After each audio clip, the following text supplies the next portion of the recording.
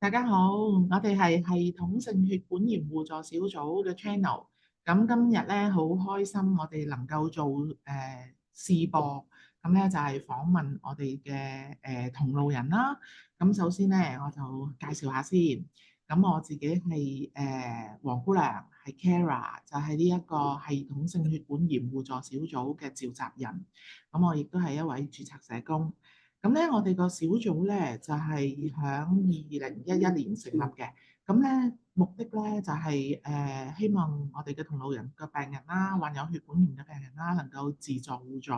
咁亦都係一個病人互助嘅小組嚟嘅。咁我哋咧響今次嘅試播咧，就會有一啲分享個患病嘅經歷啦，同埋個同路人嘅感受啊咁。我哋會邀請我哋嘅組員上嚟同大家分享嘅。咁我哋嘅小組咧，亦都會係有定時做一啲活動啦，亦都有一啲醫療嘅講座啦，咁同埋係有啲網上嘅發布一啲有關血管炎嘅資訊嘅。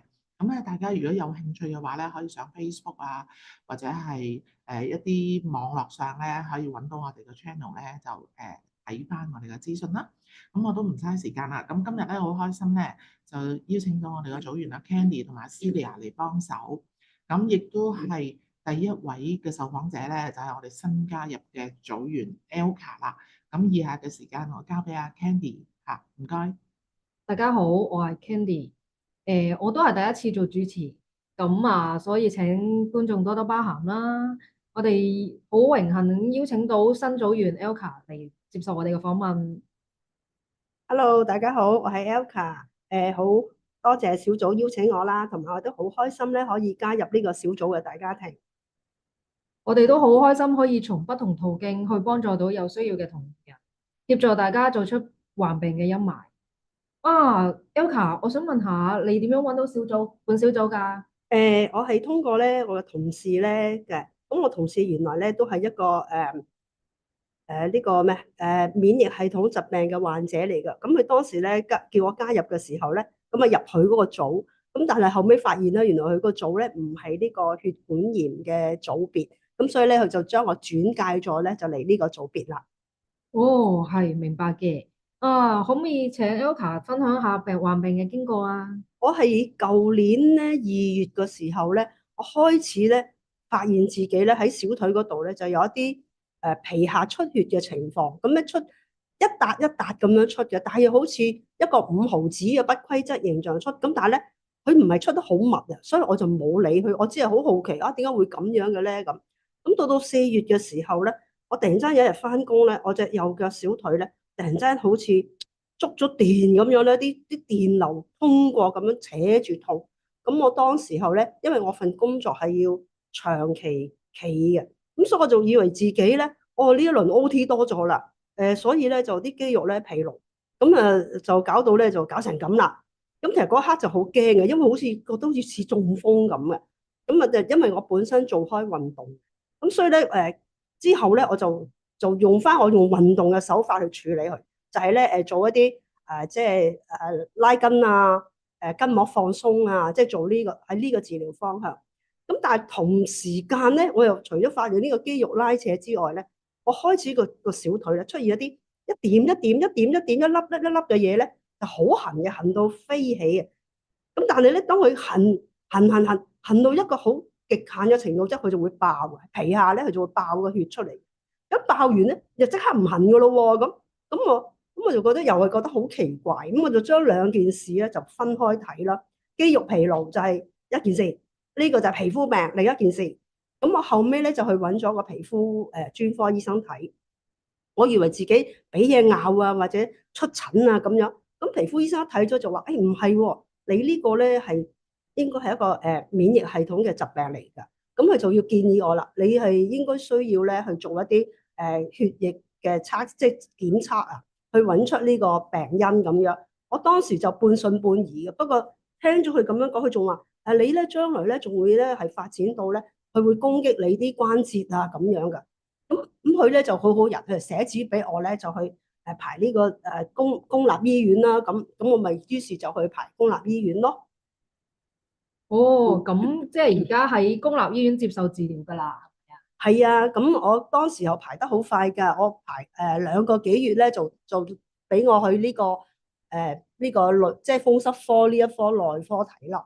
咁但係我都未排到，我咧就好似嗰個私家醫生咁樣講啦，我就開始好大規模自己攻擊自己啦。咁咧就曾經有一次咧就係隻腳腫到咧好大隻，咁咧就冇辦法，迫於無奈就入去公立醫院嗰個急症室咯。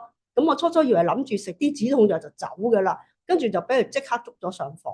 咁捉咗上房之後咧，咁我就試過反覆幾次咧，就喺醫院嗰度咧要住院嘅。咁就不斷咁不停咁樣抽血。咁啊，最後佢哋就話俾我聽：喂，你呢個咧真係血管炎一個病嚟。嗯，哇，好嗯驚險喎，又要抽血啊，做好多檢查去即係為你揾出呢個病啦。咁其實響你患呢個病，無論佢確診係乜先啊，咁對於你響工作上面咧有啲咩影響？有㗎，因為咧佢攻擊起上嚟咧，佢除咗肌肉嘅拉扯之外咧，佢會喺啲關節度腫嘅，係好痛嘅，甚至啲腳趾咧都可以腫埋嘅，你又令到你行唔到嘅。咁所以我差唔多有2個月咧係翻唔到工啦。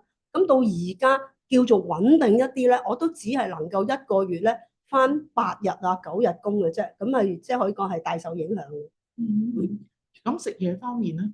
食嘢嗰方面咧，因為自從患咗呢個病之後咧，我就開始去鑽研咧，究竟免疫系統病係啲乜嘢嚟嘅咧？咁樣咁雖然我揾唔到關於血管炎，即係針對血管炎嘅書籍嚟睇，咁但係我就從整一個咧免疫系統嘅嗰個疾病方向去睇咧，咁我就發現佢哋講咧，其中有一個咧可以幫到手嘅咧，就係控制自己嘅飲食。咁所以我亦都喺呢一方面嘗試緊咯。咁就變咗就係話有好多嘢咧，我而家開始係避開唔食嘅。咁我就自己做個記錄表嘅。我真係每日我就做記錄表，我今日食過啲乜，食過啲乜，食過啲食過啲乜。咁然後我就會發現自己咧，原來我有啲嘢食咗落去咧，我身體係好快可以攻擊自己。咁我嗰啲咧，我就會即刻抽出嚟啦，唔食唔食唔食。咁我而家咧一路咁我做咗成3個幾月啦，我做咗呢份表咧，咁我變咗而家咧可以話食緊一啲我自己認為係我啲喺我個安全濾網下邊嘅嘢食。其實咧，每個人嘅身體咧，只有自己係最熟悉嘅。咁所以變咗咧，Elka 你都好叻啊！即係可以注重到你自己係適合食乜，唔適合食乜，即係自己所謂我哋中國人講叫做執出嚟啦。好啦，咁咧你安排自己個飲食係好咯。咁同埋咧，我哋所謂叫做對症下藥，係醫生對症我哋個藥個病嚟食藥啦嚇。好啦。咁我哋自己病人嚟講咧，我哋對翻自己個症狀，我哋適合食乜，唔適合食乜。咁所以我有少少預告啦。好似我哋個組咁，我哋而家咧就進行一個 YouTube 嘅試播啦，希望將來多啲市民聽到我哋嘅心聲，同埋係俾到啲正能量大家嘅同路人。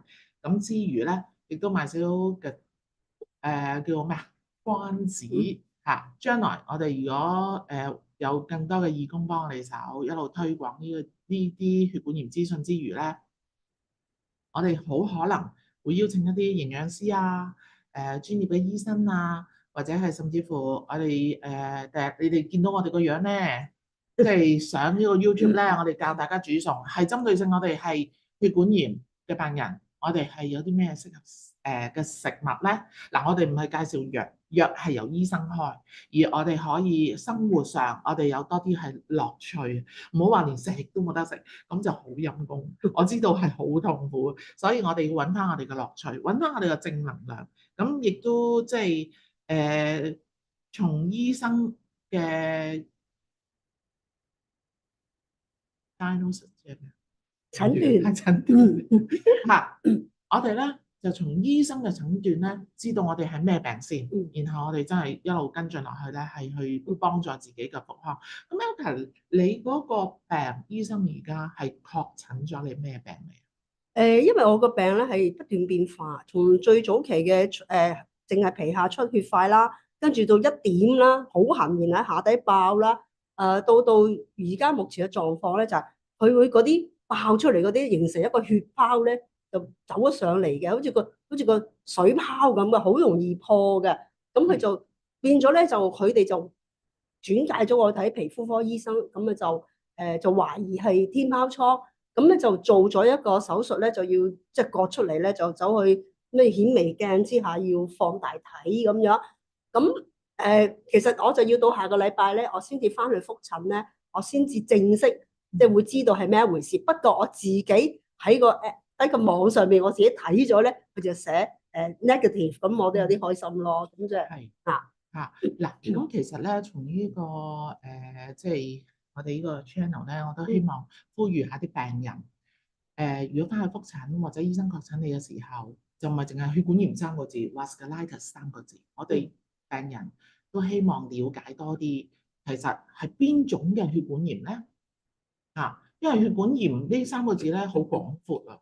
我希望病人咧係知道我哋本身係患咗邊一種嘅血管炎，有個學名先啦，係咪啊？好啦，繼而雙向嘅，咁我都希望啲醫護人員你哋花咗咁多嘅努力去幫病人去尋求知道佢哋係病係咩病咧，都唔好淨係俾個大名咯。我希望係真係尋根究底，知道咩病。就算如果香港有冇呢啲病例都好啦，咁我覺得而家個網絡資訊咁大咧，世界各地我諗都可能會有同我哋嘅同路人知道用咩藥係咩病用咩藥嘅咁樣。另外咧，Elka 嗯對於大埔雲福苑發生嘅大火，作為一個風濕病患者，有冇受情緒影響呢？對我係冇嘅，因為點解咧？我本身係一個佛教徒咧，其實我會係好知道無常嘅發生咧，係會嚟得好兇猛，完全係你預計唔到嘅。咁但係當然啦，我會覺得好心痛啦，即係覺得有咁多人即係咁樣，即係咁樣走咗。咁但係對我情緒咧係冇，對我個病情亦都係冇影響。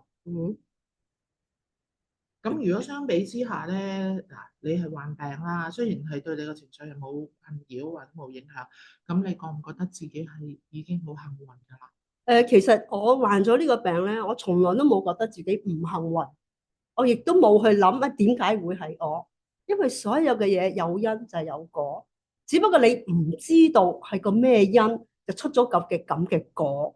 咁所以其實你就應該喺咁嘅情況之下咧，就係話積極啲去接受佢，去面對佢，然後盡量即係除配合醫療上嘅即係輔助之外咧。